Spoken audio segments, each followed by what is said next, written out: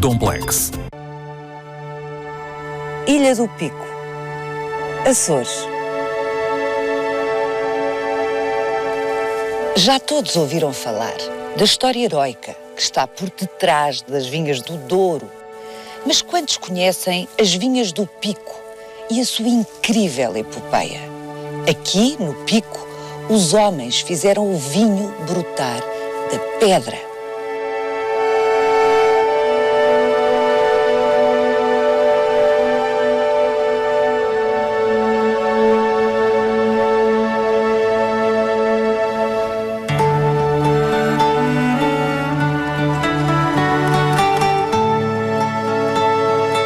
Como já acontecera com as vinhas do Douro, em 2004, a Unesco reconheceu os cerca de 1000 hectares das vinhas velhas do Pico como património da humanidade. Um reconhecimento devido. Se alinhássemos as paredes das vinhas velhas do Pico, elas dariam 2 voltas à linha do Equador. A Ilha do Pico é a mais recente do arquipélago e das 9 ilhas, a mais misteriosa e magnética. A natureza do Pico apresenta-se prodigiosa. A montanha Vulcão, cujo topo é o mais alto ponto de Portugal, os campos de lava fossilizada, as grutas, as lagoas, uma das mais ricas biodiversidades da Europa.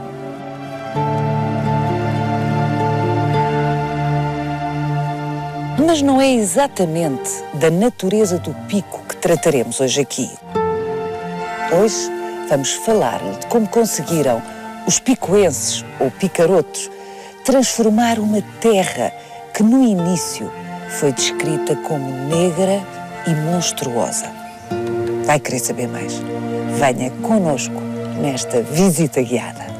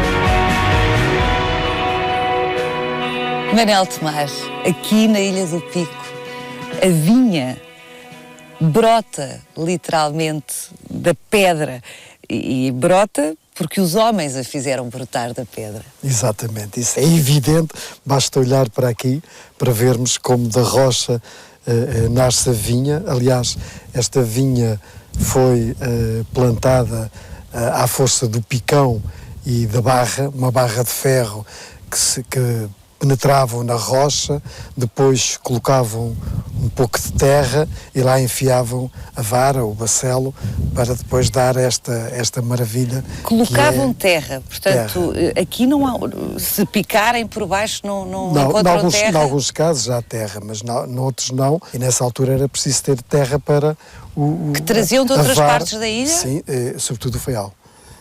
De outra ilha. É preciso pensar que estamos no final do século XVI, sobretudo princípio do século XVII, em que as comunicações, os caminhos são muito mais fáceis pelo mar do que por terra.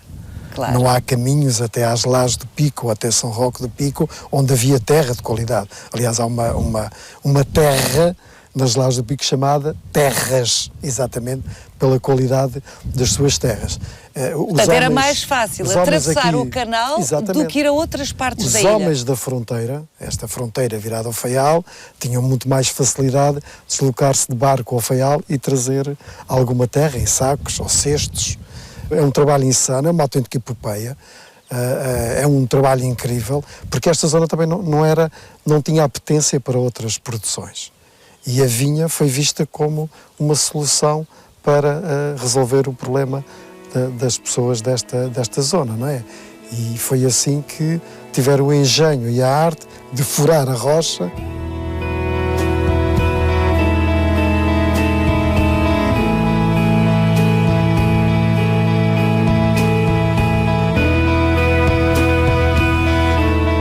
O Manel é um picoense ou picaroto, sei que se pode dizer das duas maneiras, um natural do Pico, acabou depois de ter saído para estudar por regressar ao Pico e onde vive, e lembra-se do seu pai a trabalhar esta vinha, exatamente, que lhe pertencia.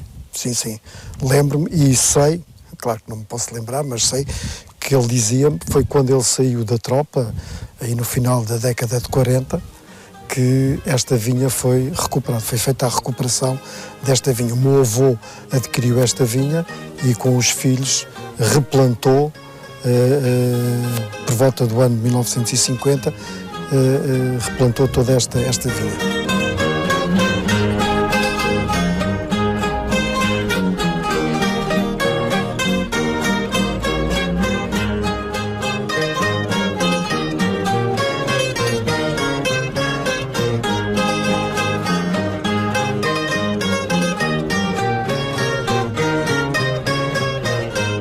Esta vinha, como já reparou, tem várias divisórias. Esta que nós estamos aqui mais pequena é que se chama o corral. Um conjunto de corrais em fila forma a canada. E depois o conjunto das canadas forma um jeirão ou jarão. Costumam dizer jarão, mas será derivado de jeira, ou seja, provavelmente uma medida de trabalho. A capacidade que as pessoas tinham de arranjar aquele espaço durante um certo tempo, dividiam a vinha para melhor controlar também todo o trabalho de manutenção, de sulfatar, de moldar e depois também de vindimar, era dividida, portanto, corral, canada e jeirão ou jarão, como se costuma dizer aqui. Aqui a excepcionalidade desta vinha, que de resto justifica a classificação como património da humanidade, à semelhança das vinhas do Douro, a excepcionalidade não é só ser, de alguma forma, arrancada da pedra, porque tem que de facto furar a pedra, é por causa dos muros. Há aqui um jogo de equilíbrio. Digamos que isto é um rendilhado e a renda é equilibrada. Para ser bonita, isto também é a mesma coisa. Isto é um autêntico rendilhado. E joga no equilíbrio para proteger, suficientemente alto para proteger do vento, mas também não tão alto que impedisse os raios solares de entrar e ajudar a amadurecer a uva. Portanto, isto é como se tivesse sido cientificamente estudado num grande laboratório, numa grande universidade, não é nada, foi tudo empiricamente o homem... Mas afinado, foi seguramente afinado ao longo dos séculos, é um jogo de equilíbrios, é uma parede que parece periclitante, não é? Frágil, mas que até suporta os sismos. Está aqui há 4 séculos, não é? Pois, suporta os sismos. Se alinhássemos todos estes muros, todas estas paredes, que foram construídas aqui no Pico à custa de suor dos picoenses ou picarotos, isto daria para... 2 voltas ao mundo. À linha do Equador. À linha do Equador, exatamente. Incrível. Que é uma coisa fantástica. Como é que tão pouca gente, uma terra tão pequena, conseguiu construir uma coisa tão grande? Por isso a Unesco teve mesmo que classificar isto como património cultural da humanidade, porque de facto isto é singular, é ímpar e é incrível pelo esforço que isto foi.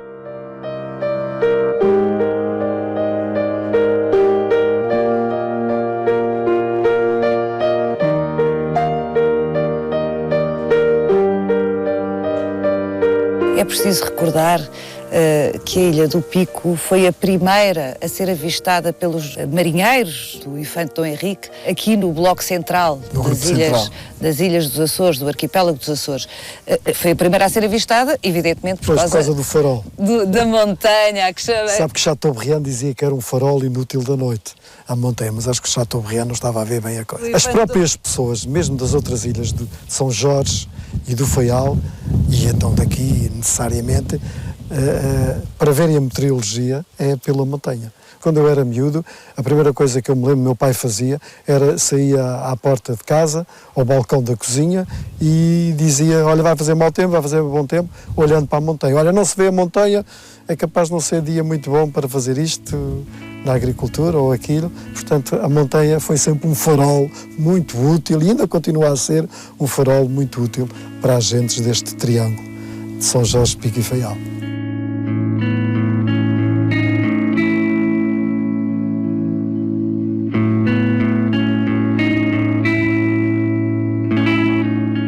Mas, Manuel Tomás, se nós hoje consideramos esta paisagem absolutamente deslumbrante, de facto, no século XV, quando aqui se fizeram os primeiros povoamentos na Ilha do Pico, esta era uma ilha inóspita, assustadora, dizia-se dela. Particularmente esta zona em que nós nos encontramos. A zona entre São Mateus e Santa Luzia, que é a fronteira, que fica aqui virada ao Faial, era a zona, porque também mais recente da ilha. A ilha é a ilha mais recente dos Açores. É uma criancinha, geologicamente, tem só pouco mais de 300 mil anos. Santa Maria acho que tem mais de 8 milhões, portanto está a ver que é mesmo uma criancinha acabada de nascer, não é? E as pessoas não vieram para esta zona. Habitaram de São Mateus para as Lajes, até à Prainha do Norte, São Roque, que são zonas que têm melhores terras e também têm água. Esta é aquela que não tem terra, nem tem água. Portanto, tinha que ser a última a ser habitada. E depois de descobrirem a capacidade que o terreno tinha para a produção de vinhos, foi a salvação desta zona e até hoje. Houve vários ciclos nos Açores. O ciclo do pastel, as tintureiras, o ciclo da laranja, para falar de coisas mais recentes, e o ciclo da baleia. Foram tudo ciclos que se foram embora. O ciclo da baleia, de resto, foi mais curto. Tem muito a ver com o pico, mas sim, foi muito mais curto do que as pessoas costumam imaginar. Não é? A última baleia a ser caçada aqui foi no final dos anos 80, mas de facto também a caça à baleia tinha começado por influência dos americanos. Não muito antes. Não. São ciclos que foram rápidos. O único que é o ciclo, o melhor amigo do picaroto é o vinho. Porque repare, ele nasceu cá muito longínquamente no tempo, teve uma grande crise, mas continua. E realmente é um ciclo que não acaba. E corresponde ao período economicamente, no seu início, ao período economicamente mais próspero da Ilha do Pico. Foi o que mais riqueza proporcionou e trouxe à ilha durante mais tempo. Mais tempo. E ao Pico e aos Açores. 2/3 do imposto cobrado com as exportações dos Açores, na época áurea do vinho, eram do vinho do Pico. Manuel Tomás, de todas as ilhas dos Açores, das 9 ilhas dos Açores, e mesmo comparando com as do Grupo Central, a Ilha do Pico é provavelmente a que apresenta as condições naturais mais duras à partida. Sim, nesta zona mais recente, sem dúvida nenhuma, é uma ilha muito rochosa, muita pedra, muito vulcânica, vulcões mais recentes, o vulcão da montanha.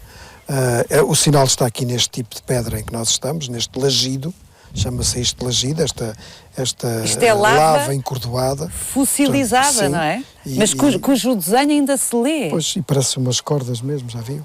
Exatamente. Tal e qual. Portanto, toda a ilha é cheia de pedra, aliás, as próprias terras, por isso não havia condições para produzir outra coisa, não é? A dificuldade, isto aliado aos ventos que sopram de vez em quando com grande intensidade, os sismos também, tudo isso ajudava a criar uma dificuldade tremenda às pessoas que habitavam nesta zona e o vinho foi a salvação. Ilha negra e monstruosa. Para os primeiros povoadores que mas temiam. Também maravilha de lava e altura. Nós Também preferimos essa designação hoje. Maravilha de lava e altura. Houve outro poeta que disse que era uma ilha do sonho e da desgraça. Ilha maior no sonho e na desgraça. Sempre a acenar aos navios que ao longe passam, rumo ao Canadá e América. Ancorador de aves, poetas e baleeiros. Se calhar é isso que nós somos. Um ancorador de aves, poetas e baleeiros.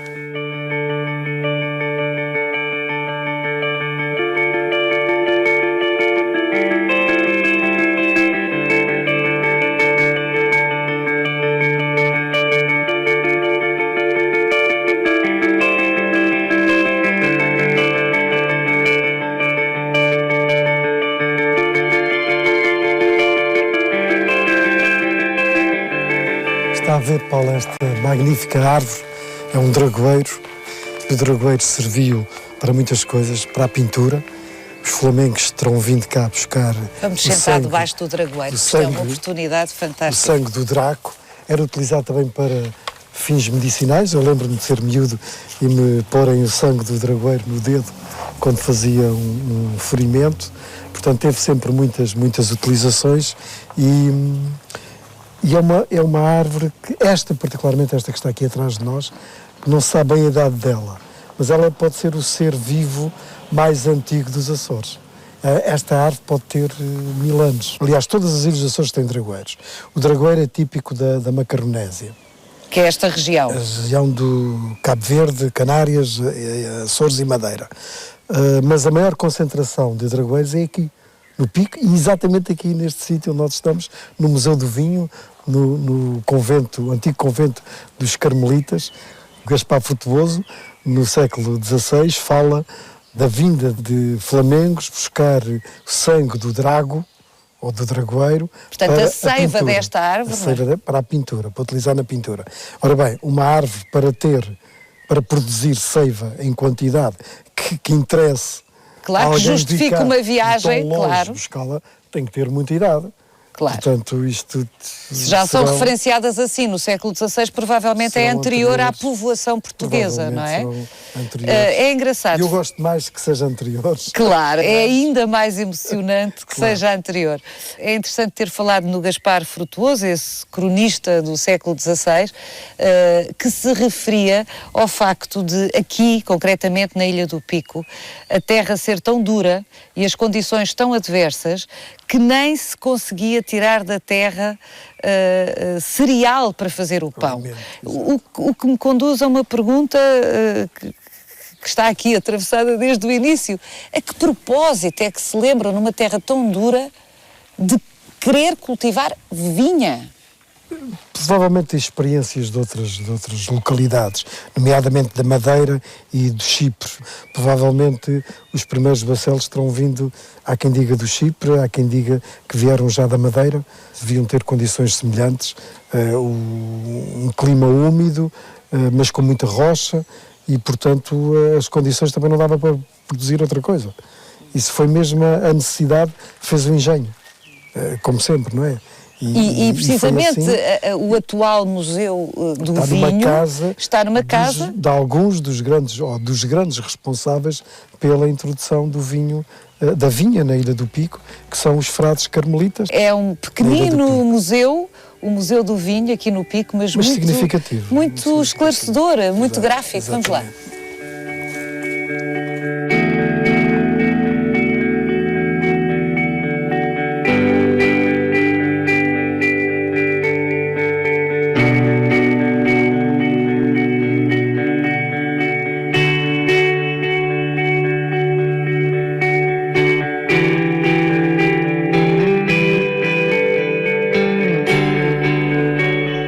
De facto, a vinha foi trazida pela mão dos primeiros povoadores do Pico portugueses que ocuparam esta ilha, poucos, há que dizer, ocuparam esta ilha em finais do século XV, meados do século XV,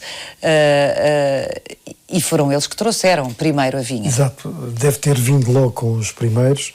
A tradição diz que foi logo desde o início, e provavelmente com o Frei Gigante, Pedro Gigante, que Frei Gigante hoje é marca de um grande vinho. Vinho daqui, do Pico? Sim, vinho do Pico. E ele era capelão das Lajes do Pico, da Silveira, Lajes do Pico, na outra zona, no outro lado, no lado sul da ilha, mas depois os frades continuam e no final do século XVI, sobretudo princípio do século XVII, é que há um grande incremento do desenvolvimento da vinha nesta área, que é a área onde se produz melhor qualidade de vinho, e o sítio onde nós estamos, o convento dos Carmelitas, também tem muito a ver com isso, porque esses carmelitas também tiveram muito, como já dissemos, tiveram muito a ver com a implantação da vinha e o desenvolvimento do vinho. E nós aqui, à nossa esquerda, temos uma miniatura de tudo aquilo que é importante na história da vinha do Pico.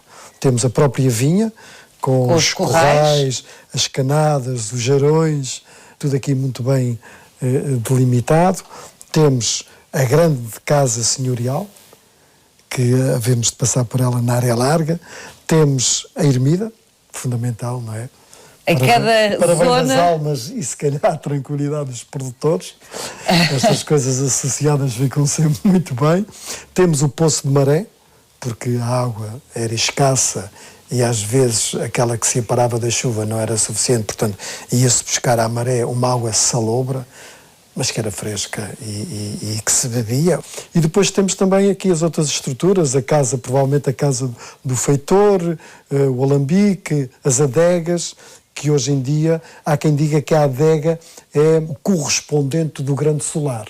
Ou seja, o grande solar era a casa dos senhores proprietários das vinhas e os que tinham poucas posses faziam umas adegas que eram os seus solares, entre aspas, à sua dimensão, e que tem uma grande tradição ainda hoje na Ilha do Pico. As adegas é uma tradição. Porque a paisagem urbana do Pico também é muito particular, a própria pedra basáltica, como não podia deixar de dizer, também marca a paisagem urbana, e a construção, esta pedra negra que dá estes contrastes.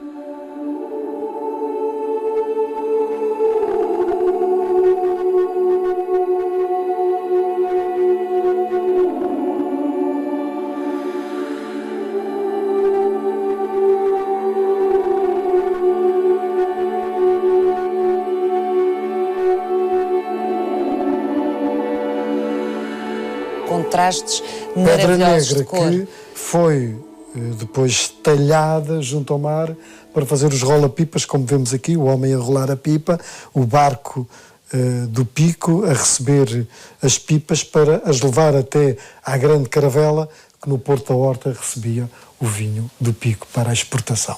Nós já vamos falar sobre o regime de propriedade aqui no Pico. Vamos ver a quem pertenciam solares como estes aqui na Ilha do Pico durante o XVI, o XVII, o XVIII. Até à crise. Até à grande crise que arrasou com o século XIX. Exatamente. Vamos continuar esta história no Centro de Interpretação. Vamos a isso.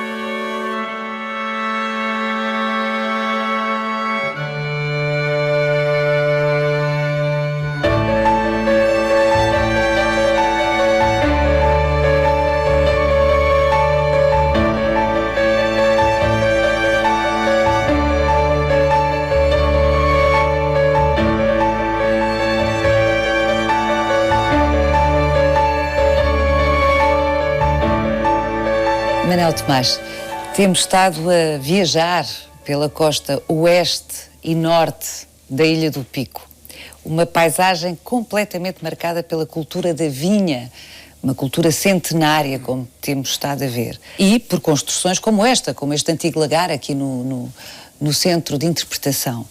É espantoso pensar como é que os trabalhadores desta vinha, os protagonistas da epopeia que temos estado a testemunhar, não eram os proprietários do vinho, não lucravam com o comércio do vinho, eram os feialenses. Exatamente.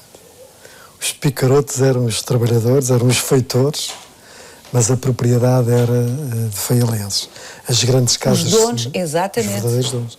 Os donos dos solares. Os solares, que ainda existem alguns. Nós tivemos um pequeno, grande azar, pode ter sido pequeno, um azar à nascença. Os picarotos. Os picarotos ficaram logo órfãos à nascença. Ou seja, o primeiro capitão do donatário era da Madeira, um tal Álvaro de Ornelas, que pura e simplesmente não fez caso da Ilha do Pico, nunca cá apareceu, e passados alguns anos foi concedida ao José Dutra, que era o capitão do donatário do Faial, também a governação da Ilha do Pico. Provavelmente terá concedido terras aos faialenses que depois do vinho se começar a desenvolver no final do século XVI, princípio do século XVII, na zona da fronteira. Depois, é muito engraçado isso de chamarem fronteira. Porque fica em frente ao Faial. Foram eles que foram os proprietários e os senhores também deviam ter mais capitais. Durante séculos, os picarotos, picuenses, trabalharam para os senhores do Faial, que aqui detinham a propriedade das terras e das vinhas em particular. Em meados do século XVIII, havia anos em que se produziam 40.000 pipas de vinho, de bom vinho. Que era exportado para a Inglaterra, para a América, até para a Rússia. Exatamente. E para as colónias inglesas de todo o mundo, para o Brasil também. Há aliás, uma história que diz que quando foi a Revolução Bolchevique, nas adegas do czar se encontraram garrafas de pico. Exatamente, vinho do Pico. Essa prosperidade que inundou a Ilha do Pico, mais propriamente os bolsos dos faialenses. E não só há historiadores muito bons nesta matéria do vinho, asseguram-nos que os impostos que se recolhiam da exportação do vinho do Pico ultrapassavam, eram para aí cerca de 2/3 de todos os impostos, mesmo o ciclo dito como muito rico da laranja de São Miguel, o imposto do vinho do Pico era superior.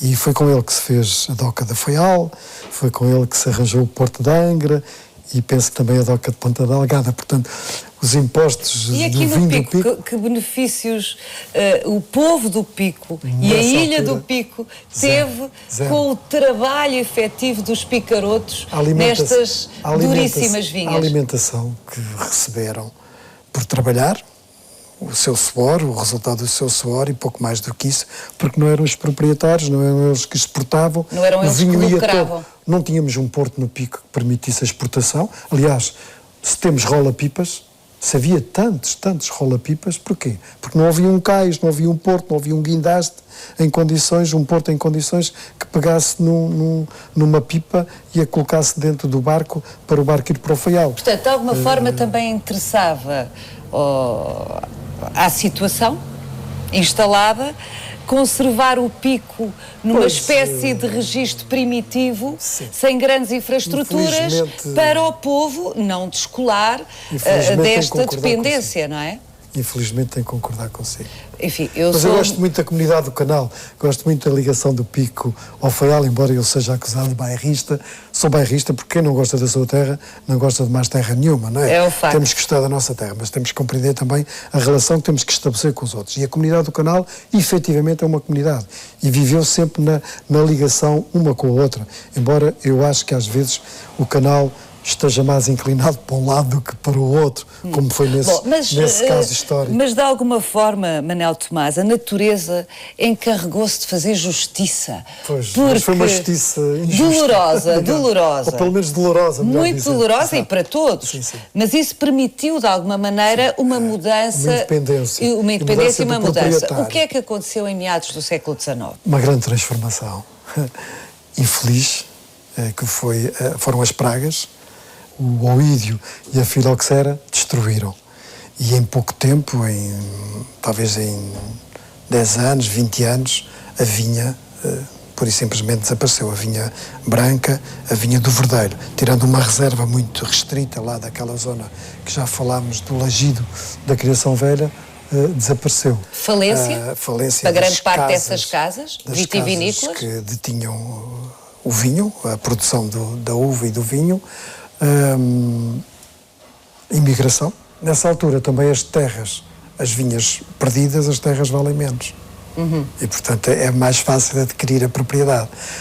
Muitos feitores tornaram-se mesmo proprietários, adquirindo, ou comprando, ou aos proprietários faialenses, aos antigos patrões, digamos assim. Portanto, é a primeira vez, no fundo, que o há uma território... revolução social e económica. e económica na transformação da propriedade. É a primeira vez que a terra passa para as mãos de quem a trabalha. Pois, Literalmente, não é? Literalmente, Foi preciso virem essas pragas Exatamente. para a terra desvalorizar, para os picarotos passarem a ser proprietários da sua própria terra. Exatamente. E é nessa altura que começa a ser introduzido o vinho americano. A casta Isabela, o vinho americano, vinho de cheiro, e que proliferou e que começou a ser conhecido como o vinho do Pico. Mas que não era bom. Não. 1951 marca uma decisão, que é constituir-se uma cooperativa vitivinícola da Ilha do Pico. Em 1961 nasce mesmo a adega cooperativa, onde as pessoas começam a colocar as uvas brancas para produzir. Portanto, isso é um incentivo à produção do vinho branco, do tal verdelho que tinha desaparecido, e a partir de então, com a entrada para a União Europeia e a reconversão das vinhas, nós temos um fenómeno. Hoje temos mais de 20 marcas de qualidade de vinho do Pico, e a paisagem aqui desta zona do Concelho da Madalena e princípio aqui de Santa Luzia está a transformar-se completamente com o abate das árvores, dos incensos, das faias, das urces, que estão a ser retiradas para se reintroduzir as castas tradicionais, que é o verdeiro, o arinto e o terrantês. O terrantês, que é o tal que se diz: não o comas nem o bebas, para vinho se fez.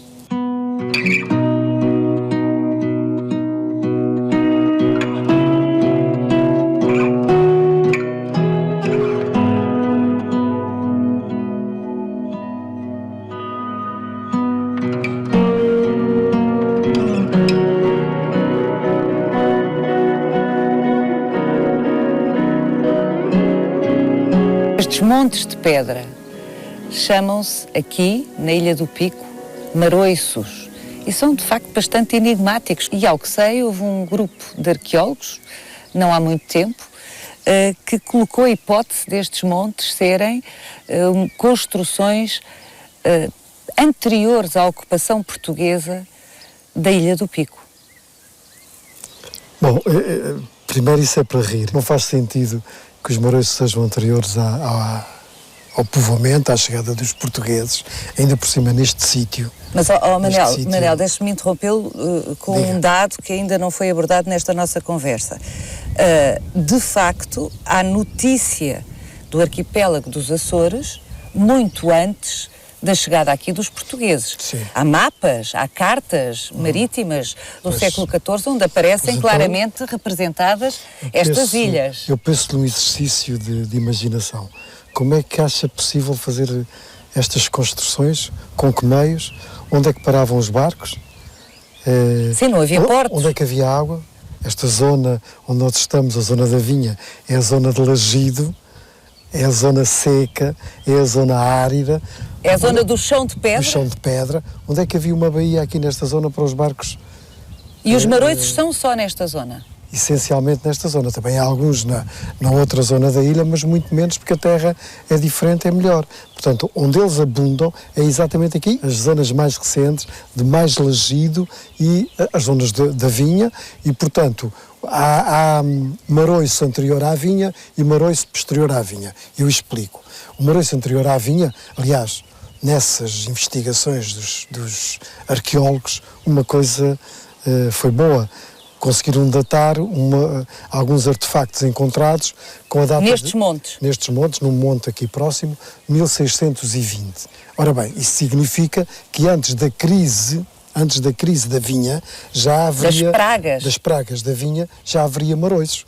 E depois da vinha, depois das pragas da vinha, então sim, aí houve muita reconversão das zonas da vinha. Ainda no século XX se fez reconversão das zonas da vinha que estava improdutiva, que transformaram em zonas de milho, como este que nós vemos aqui. Exatamente, estamos rodeados de maroiços, maroiços e milheirais. Exatamente. A sua tese, Manuel Tomás, é que estas construções, estes montes de pedras... da necessidade de ter terra arável. Limpar o terreno. Exatamente. E então atiravam a pedra para o lado. Atiravam com critério, fazendo como vê, apesar deste maroiço estar aqui já destruído por algum sismo menos simpático para ele, mas repare que ele tem uns alicerces bem construídos, tem uma parte exterior com pedras maiores e depois dentro é que se vai deitando a pedra miudinha, o cascalho, e em cima são arredondados, daí o maroiço, e eu dizer que provavelmente saltou do mar para a terra e ficou aqui este nome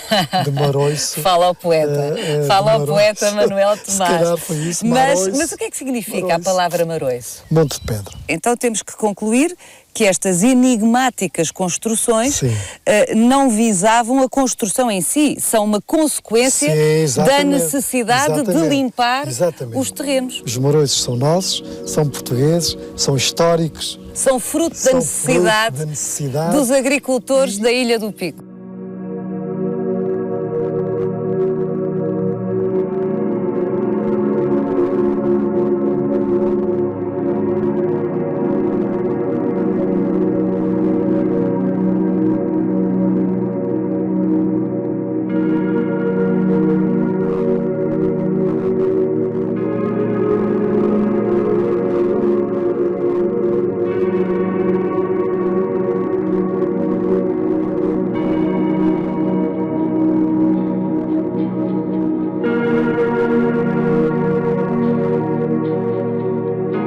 Manuel Tomás, é incrível pensar que até há 50 anos, corrija-me se não for exatamente assim, a Ilha do Pico, como a grande parte das 9 ilhas deste arquipélago, o arquipélago dos Açores, vivia num grande isolamento.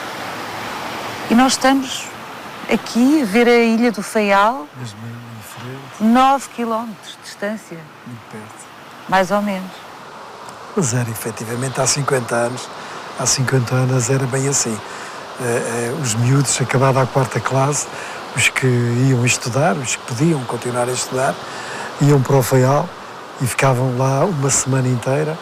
Alguns, os que eram aqui desta zona, podiam regressar, vir ao fim de semana, mas os outros, dos outros concelhos, das Lajes, São Roque, não vinham. Provavelmente só vinham nas férias do Natal ou nas férias da Páscoa.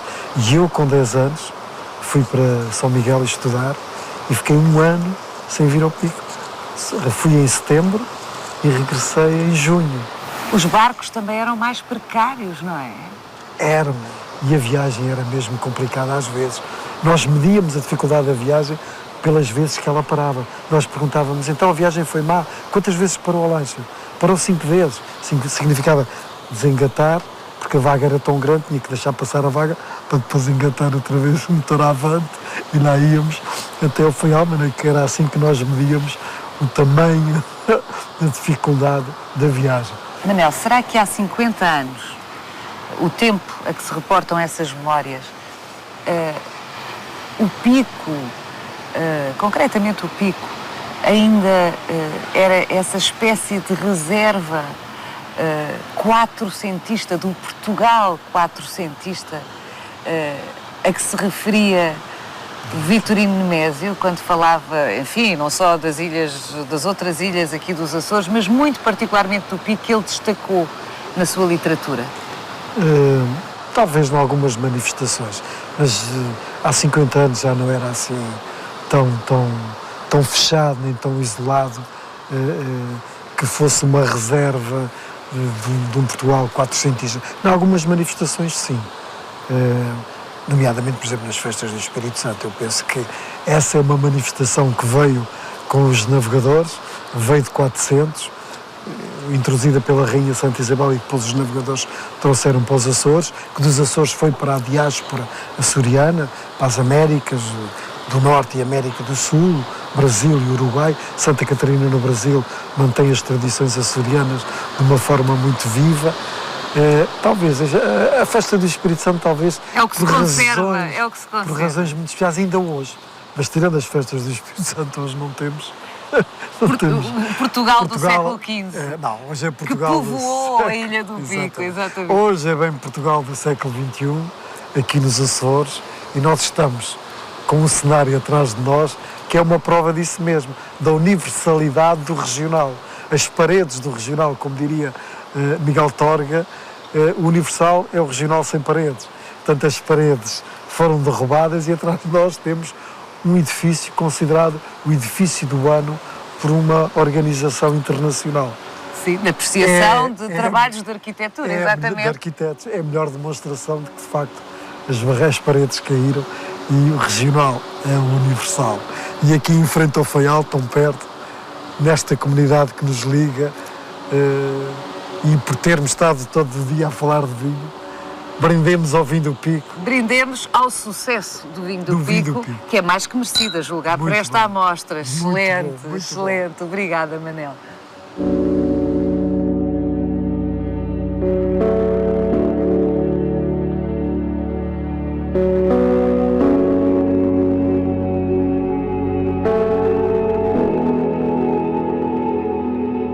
Siga-nos no nosso sítio e na nossa página de Facebook, onde encontra este e os outros episódios do Visita Guiada.